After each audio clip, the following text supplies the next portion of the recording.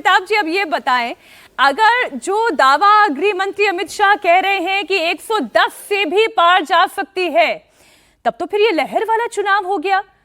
अगर ये लहर वाला चुनाव है तो फिर ये लहर केवल फर्स्ट फेज तक सीमित नहीं रहेगी, ये हॉरिजॉन्टली रीजन वाइज फिर सेकंड फेज तक भी ऐसे ही बहेगी। देखिए 152 सीटें हैं और 152 सीटों में आप अराउंड 49 सीट्स जो हैं वो मालदा एडमिनिस्ट्रेटिव जोन में आते हैं जहां पर मुस्लिम मेजॉरिटी है। तो अगर उन सीटों को हटा दिया जाए तो 103 सीटें बचती हैं। करेक्ट। अब जिस तरह से 75 to 80% मुस्लिम समाज का कंसोलिडेशन टीएमसी के फेवर में 2021 के चुनाव में हुआ है, अगर उसके इतर ही यानी उसके जैसा ही यानी लगभग 65 to 70% हिंदू समाज का कंसोलिडेशन बीजेपी के फेवर में इस पूरे क्षेत्र में हो जाता है, जो कि अभी लगभग 50% के ही करीब है, तो ये आंकड़ा जो है वो संभव है थ्योरेटिकली हाइपोथेटिकली। जो मुस्लिम समाज इन्फ्लुएंस सीट्स हैं उसको हटा दिया जाए तो जलपाईगुड़ी, मेदिनीपुर और बर्धमान, इन सभी सीटों पर, इन सभी जोन्स के सीटों पर हिंदू समाज की आबादी ज्यादा है मुस्लिम समाज से। और अगर सिग्निफिकेंट काउंटर कंसोलिडेशन होता है तो थ्योरेटिकली हाइपोथेटिकली पॉसिबल है। राशिद जी, पॉसिबल है 103 तो नंबर्स के हिसाब से ही अमिताभ जी ने बता दिया कि अगर हिंदू वोट कंसोलिडेट होता है जो अभी तक 50% पे था, अगर वो 65 से 70% तक गया, तब तो ये लहर वाला चुनाव हो गया। जी मीनाक्षी, देखिए हम कई दिनों से इस बारे में इस चर्चा में करते हैं और हमेशा ये एक बिंदु रहता है कि क्या ये जो बहुसंख्यक समाज का जो वोट है ये कितने प्रतिशत किसकी तरफ जाएगा। जैसा अमिताभ जी कह रहे हैं कि 50% भाजपा को था, अगर वो 70% हो गया तो मैं भी बिल्कुल कहूंगा कि एक वेव इलेक्शन होगा, भाजपा का एक पूरा एक तरीके की सुनामी आ जाएगी, भाजपा को प्रचंड बहुमत मिलेगा।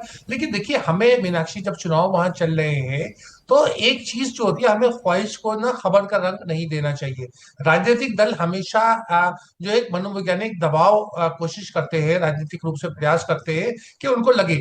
मीनाक्षी, हमने सबने देखा, सुना और समझा कि कैसे 2024 का जब लोकसभा चुनाव आ रहा था तो 400 पार की बात हुई थी और उसका पूरा बिल्डअप हुआ था और उस बिल्डअप के बाद में नतीजा क्या हुआ, 240।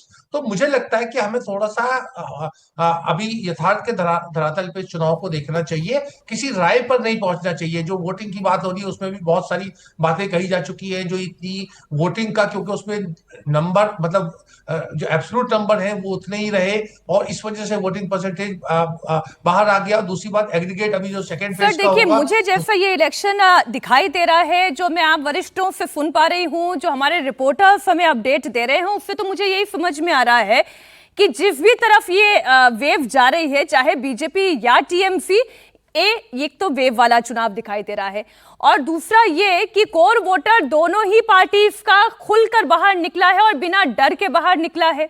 और अगर बिना डर के ये वोटिंग हुई है तो दो ही चीज हो सकती है, या तो 110% परिवर्तन है जो बात अमित शाह कह रहे हैं, या फिर जो ममता बनर्जी का दावा है वो ठीक है।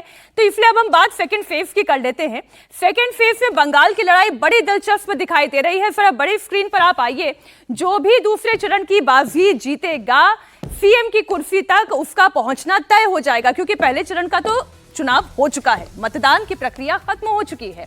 अब बात दूसरे चरण की। 2021 विधानसभा चुनाव के नतीजों की बात करें तो बीजेपी का वोट प्रतिशत अगर आप देखेंगे, यहाँ पे अगर परसेंटेज में सीट शेयर भी आप देखेंगे तो 12.67% बीजेपी का।